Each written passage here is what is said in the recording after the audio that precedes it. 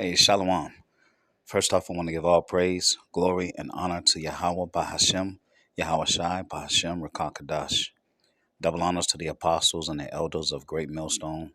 Salutations to the hopeful elect that are scattered throughout the four corners of the earth.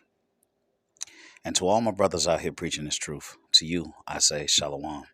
This is Amatazar from the Chicago camp coming back at you again with another lesson entitled The Father Waketh. So just recently, I attended a wedding with my rib.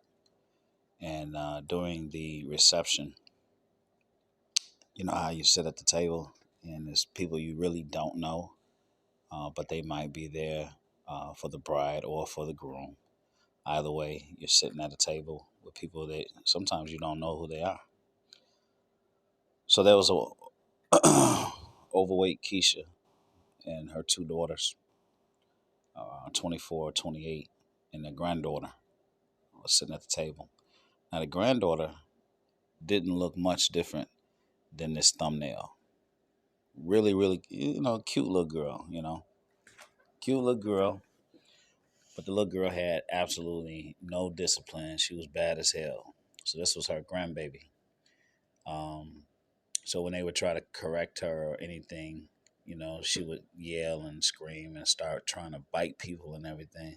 She like a little zombie, basically. She was so clued into the phone, and she had no discipline.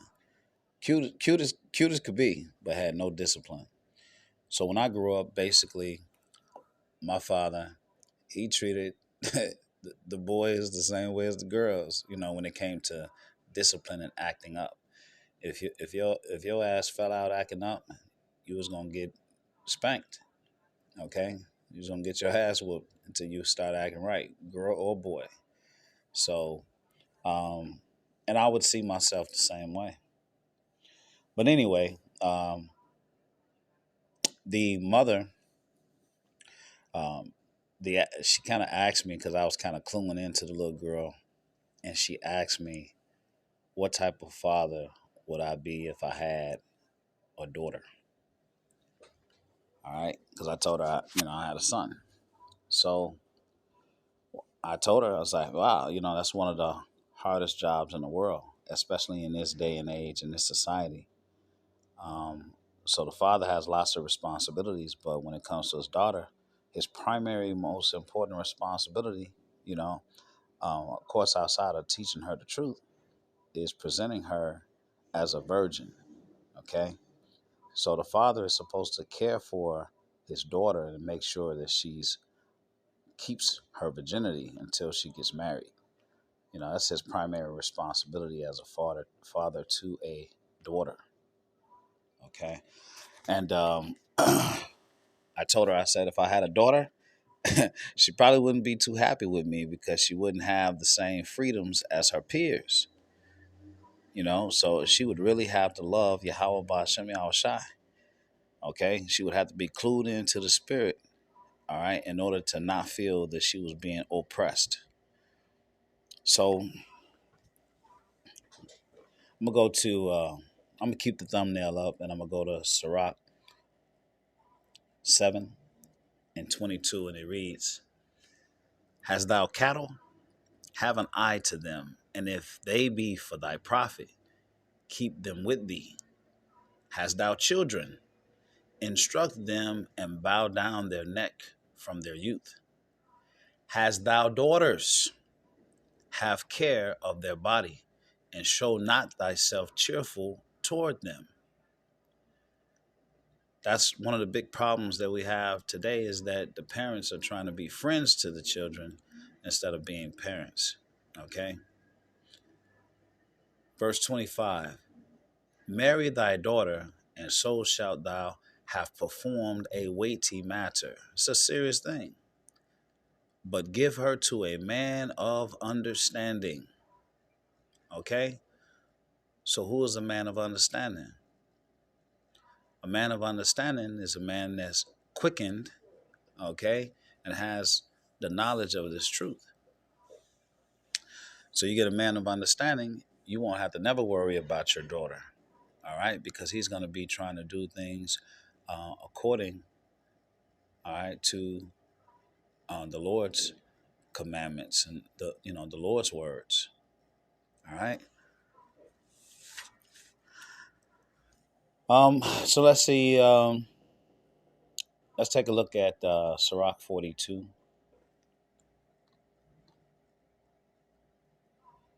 All right. Sirach 42 and 9. Sirach 42 and 9. And we're going to go from 9 to 14. And it reads, "The father waketh for the daughter when no man knoweth, and the care for her taketh away sleep. When she is young, lest she pass away the flower of her age, and being married, lest she should be hated." So verse 9 says, "The father waketh for the daughter." That means that, guess what? He's sleeping light. He's trying to make sure she maintains her virginity. All right. Lest she what? Pass away the flower of her age. And being married, lest she should be hated.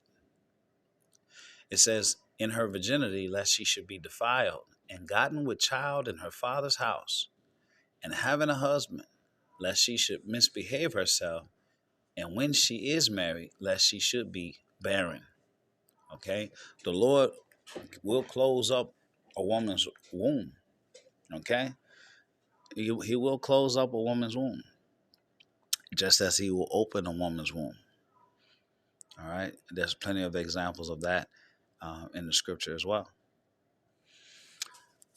Verse 11, "Keep a sure watch over a shameless daughter, lest she make thee a laughing stock to thine enemies, and a byword in the city, and a reproach among the people, and make thee ashamed before the multitude."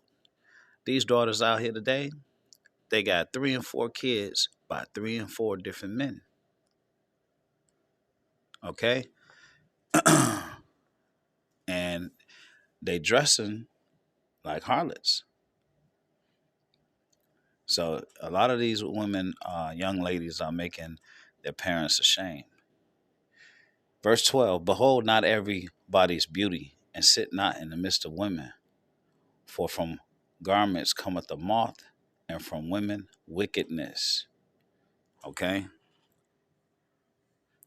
And verse 14, "Better is the churlishness of a man than a courteous woman. A woman, I say, which bringeth shame and reproach." So you never listen to what a woman says. You watch what the woman does, and you listen to what the Lord says. Yahweh Bashem Yahushai says about the woman. Okay? The Lord created the woman. He knows the woman. So we got the playbook. All we have to do is follow it. Okay? Verse 14 says, "Better the churlishness of a man than the courteous woman." Than a courteous woman. So let's get this word churlishness.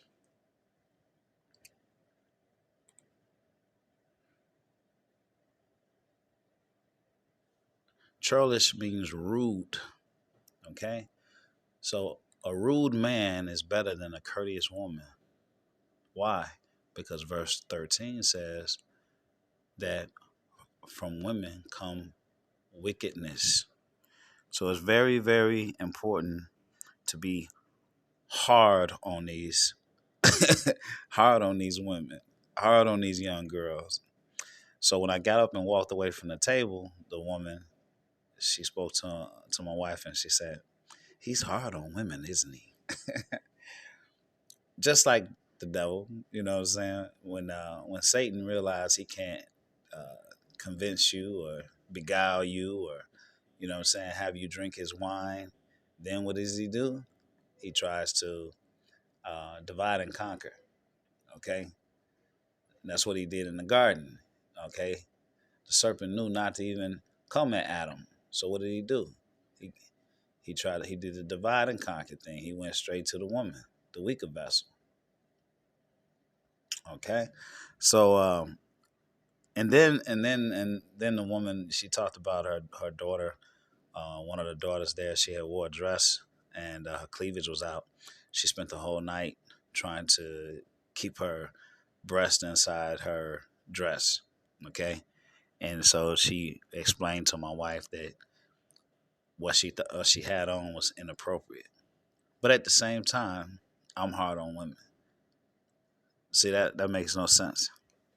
She just admitted herself, that she should have been harder.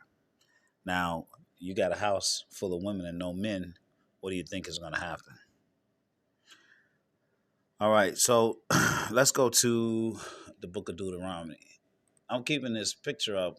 Like I said, the girl is cute, but you got to look past the cuteness. All right, she's cute, but you got to look past all that. Got to look past that. So you keep in mind how cute she is when these scriptures is coming out. All right, so this is Deuteronomy 22 and 13. It says, if any man take a wife and go in unto her and hate her. All right, so now we're going to talk about why it's important to be hard on a woman, all right, or the young girl according to the Lord and according to the law. Deuteronomy 22 and 13. Here's an example of what happens when a father doesn't waketh for the daughter and keep a sure watch over her. Deuteronomy 22 and 13. I'm going to read to 21. If any man take a wife and go in unto her and hate her and give occasional speech against her and bring up an evil name upon her and say, I took this wife, and when I came to her, I found her not a maid, meaning she wasn't a virgin. Then shall the father of the damsel and her mother take and bring forth the tokens of the damsel's virginity, all right, which was the white cloth. All right, so the custom was on the wedding night, they would lay on the white cloth, all right, and the blood will be on the cloth as proof of the wife's virginity. So I read 15 over again. Then shall the father of the damsel and her father take and bring forth the tokens of the damsel's virginity unto the elders of the city in the gate. And the damsel's father shall say unto the elders, I gave my daughter unto this man to wife, and he hateth her. And lo, he hath given occasion of speech against her, saying, I found not thy daughter a maid or a virgin. And yet these are the tokens of my daughter's virginity. And they shall spread the cloth before the elders of the city. And the elders of that city shall take that man and chastise him.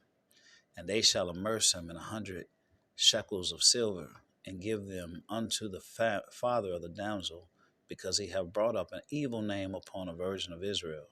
And she shall be his wife. He may not put her away all his days. But if this thing be true, and the tokens or the proof of her virginity be not found for the damsel, then they shall bring out the damsel to the door of her father's house, and the men of her city shall stone her with stones that she die, because she have wrought folly in Israel, to play the whore in her father's house. So shalt thou put away, or put evil away from among you. You see? So it only take one time. You got all these women out here talking about bodies, and people talking about body count. It only take one time to get your ass killed. All right? Under the Lord's law. And in closing, Sirach.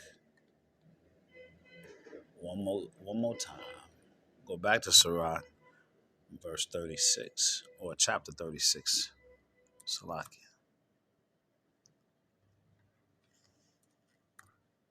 And that's going to be verse 22. Sirach 36 and 22. And it reads, let me see.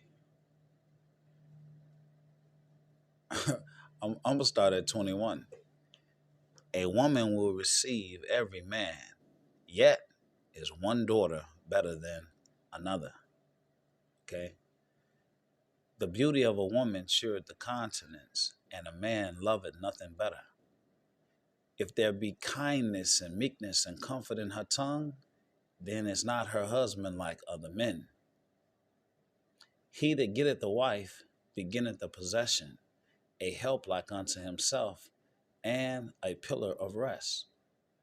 Where no hedge is, there the possession is spoiled, and he that have no wife will wander up and down mourning. Okay?